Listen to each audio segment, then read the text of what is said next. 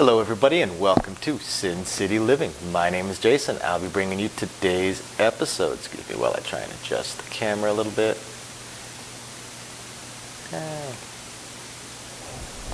As always, please hit the like and subscribe buttons. We have a ton of content coming out for you guys every single week. And stay tuned for our premiere episodes, usually Thursdays at 6 o'clock for our live chat where you can chat with us if you have any questions, comments, or just want to say hi. And we'll be doing these weekly, maybe even build it up to twice a week as we lead up to our eventual attempts at some live streaming. And otherwise, I'm going to go ahead and jump into today's video. Today's video is sent to us by one of our fans. So this one, the description, I haven't read through it yet, but the description is pretty text heavy. So I'll do my best to go through this. So it's a variation of a regression system. And like all regression systems, it's looking to try and pull money out. What I do like about this as I'm glancing at it is that it's not a full regression. It's a partial regression. So it's interesting. So we'll assume we're on a $15 table. And this player is going to start with $220 inside. So $220 inside means they've got a $50 9, a $60 8, $60 6, and a $50 5. Now it does not matter what the point is. We'll go ahead and say the point is 10, but it could be one of these inside numbers, and that does not matter. You can still do your place bet. There's absolutely no reason not to.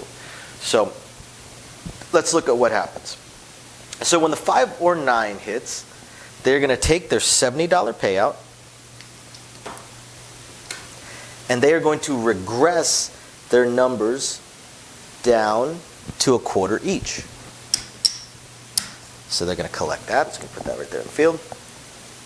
So same thing if the 6 or 8 hits. If the 6 or 8 hits, they're also going to collect their $70, and they're going to come down to 30 each. Excuse me for my poor hands. I decided to carve a piece of my finger out the other day when cooking, so it has thrown things off pretty badly. All right, so that's after the 6 hits. So now at this point, you're at 110 inside. You started out with 220. So you've got your original 220. Plus you have another $30 and your 110 inside. So you've got your starting bet right here, and you've got the rest of your bets. You still have some action in play. So right here, I can tell you at this point, even though I'm not a fan of regression systems, I already like this system. And the reason that I like this system is because what it's targeting is it's targeting the short rolls. It's targeting the rolls. Obviously, a 0.7 out will kill this system like any other strategy. All strategies are going to get killed with a 0.7 out.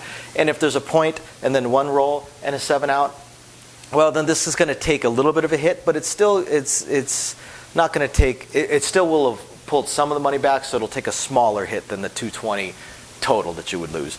But as soon as you hit the second hit, if you get lucky and have a 5 or a 9 and then a 6 or an 8 hit. Right there, you are already free and clear. You've got your initial buy-in. So even in a worst case, even in a scenario where, say, it's just 6 and 8s that are rolling, it still won't take all that long for you to recoup your money back. Now,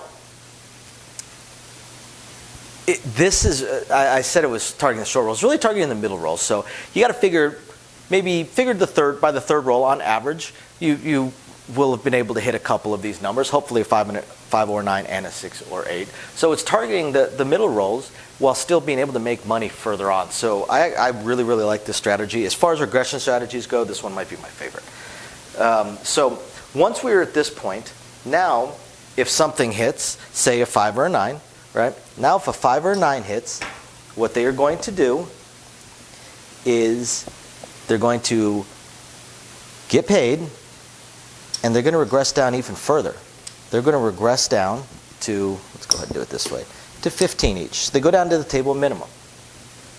Obviously, the same thing will happen if a 6 or an 8 hits. If a 6 or an 8 hits, they're going to take their 35. Then we're going to regress it down to 18 each.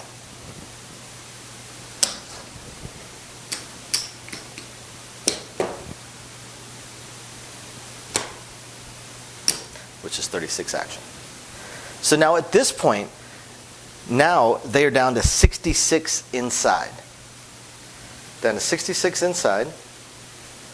And they have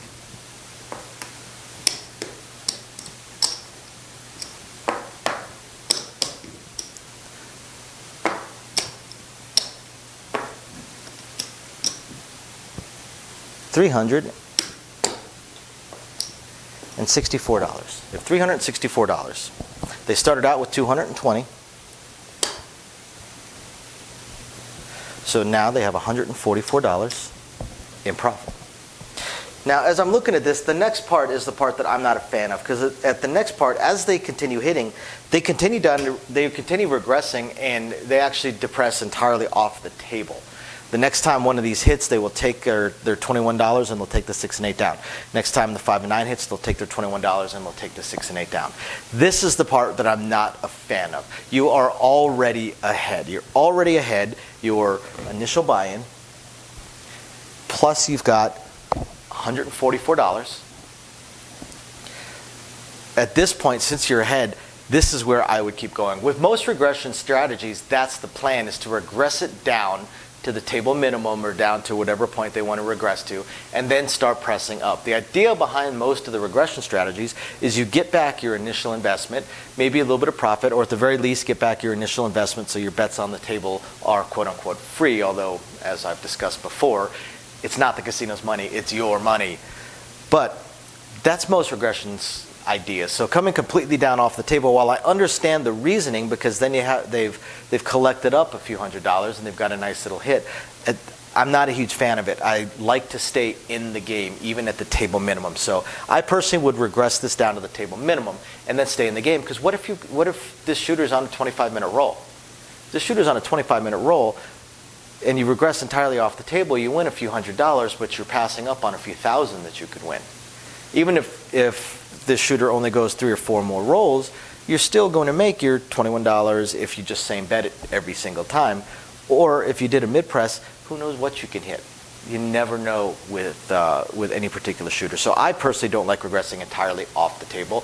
A big part of that, too, is that, the whole point is to be playing, so I want to be playing. But overall, I really like the strategy. Regress it down.